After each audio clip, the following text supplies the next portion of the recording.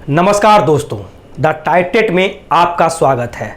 आज हम लेकर आए हैं झारखंड के वो दो अहम लोकसभा जिसकी स्थिति क्या है और क्या नहीं, कौन जीत रहे हैं, कौन हार रहे हैं, उसके बारे में डिटेल से विश्लेषण हम करेंगे। तो सबसे पहले हम बात करते हैं लोहरदंगा की। आज हम बात करेंगे लोहरदंगा और कोडरमा की। लोहरदंगा की बात करें तो 2014 में यहाँ से सुदर्शन भगत जी बीजेपी प्रत्याशी 2,26,666 वोट ला करके चुनाव जीते थे।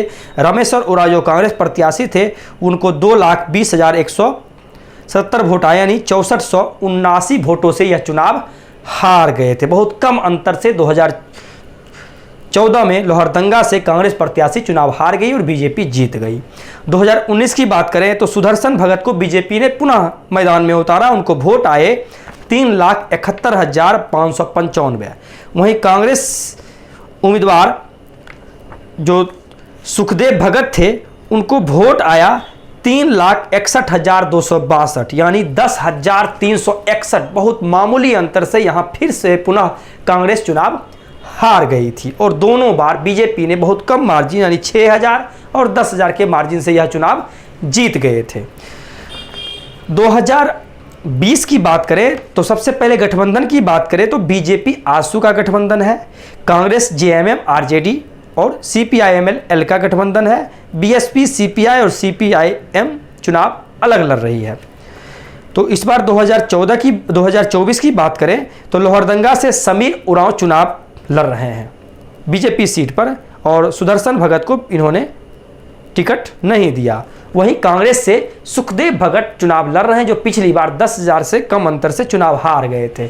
यहां माना यह जा रहा है लगातार जो बीजेपी यहां पर चुनाव जीत रहे थे, बहुत कम अंतर से जीत रहे थे और लोग उनके अगेंस्ट इस बार वोट करने जा रहे हैं, क्योंकि वहां पर जो ग्राउंड रिपोर्टिंग है उसके अनुसार लगातार बीजेपी के खिलाफ लोग बोल रहे हैं और मार्जिन बहुत कम था और गठबंधन में सीपीआईएमएल आ जाने से कहीं न कहीं यहां पर कांग्रेस की प्रत्याशी सुखदेव भगत के फेवर में जा रहा है और यह सीट इस बार अंतर जो हमेशा ये कांग्रेस प्रत्याशी यहां से हार रहे थे, बहुत कम अंतर से यह अंतर यहां पर बढ़ता जा रहा है और कहीं न कहीं 1 लाख से ज़्यादा अंतर से कांग्रेस प्रत्याशी सुखदेव भगत समीर उरांव को हरा देंगे और यह सीट बीजेपी लूज कर रही है। तो कहीं न कहीं लोहरदंगा सीट यहां पर लूज करते हुए नजर आ रही है और यह बीजेपी यहां से चुनाव हार रही है। 2014-2019 में जो बहुत कम अंतर से बीजेपी यहां पर जीत दर्ज कर लिए थे, लेकिन इस बार यह 1 लाख से ज़्यादा के अंतर से चुनाव हारते हुए नजर आ रहे हैं। उसके बाद हम चलते हैं सबसे अहम सीट कोडरमा की। कोडरमा की बात करें तो 2014 में रविंदर कुमार राय जी जो कि बीजेपी प्रत्याशी 3,65,410 वोट ला करके चुनाव जीत गए थे। वहीं राजकुमार यादव जो सीपीआईएमएल के प्रत्याशी थे उनको 2,26,756 वोट आए। वहीं जेवीएम के 1,60,636 वोट आए और सीपीआईएमएल यहां से चुनाव हार गए थे 98,654 वोटों से। 2019 में बीजेपी ने पुनः यहां पर अपना टिकट रविंद्र प्रसाद को ना दे करके यहां पर अन्नपूर्णा देवी जो कि आरजेडी के थे वह बीजेपी ज्वाइन किए और उनको टिकट दिए कोडरमा से चुनाव लड़ने के लिए और उनको वोट आए 7,53,016। वहीं बाबूलाल मरांडी जो जेवीएम प्रत्याशी थे और गठबंधन जेएमएम से थे उनको वोट आए 2,97,416 और यह सीट 4,55,600 वोटों से चुनाव हार गए। अन्नपूर्णा देवी चुनाव जीत गए 4.5 लाख से ज़्यादा अंतर से, जो कि आरजेडी के में थे और बीजेपी ज्वाइन किए थे 2000 और बीजेपी ने 2019 में इनको राज्य मंत्री भी बनाए थे एजुकेशन डिपार्टमेंट का।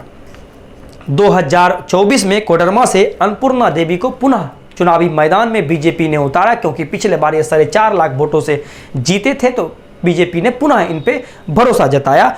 वहीं सीपीआईएमएल के पाले में यह सीट गई और यहां से उतर रहे, यहां पर इन्होंने टिकट दिया विनोद कुमार सिंह को। यहां पर मुकाबला दिलचस्प है। जो मार्जिन 4.5 लाख का था वह मार्जिन बहुत कम हो रहा है, 2.5 लाख तक जा रहा है। लेकिन अन्नपूर्णा देवी पुनः यह 2.5 लाख से ज़्यादा अंतर से CPIML के कैंडिडेट को हरा देंगे और कहीं ना कहीं कोडरमा सीट पुनः बीजेपी बचाने में कामयाब होते हुए लग रही है। तो कहीं ना कहीं लोहरदंगा जा रही है कांग्रेस के पाले में, कोडरमा अन्नपूर्णा देवी बीजेपी प्रत्याशी चुनाव जीत रहे हैं। इस तरह से हम लगातार आप लोगों को सारे लोकसभा के बारे में बारी बारी से बता रहे हैं। आप अगले लोकसभा की जानकारी के लिए हमारे चैनल से जुड़े रहें, लाइक करें, सब्सक्राइब करें। धन्यवाद।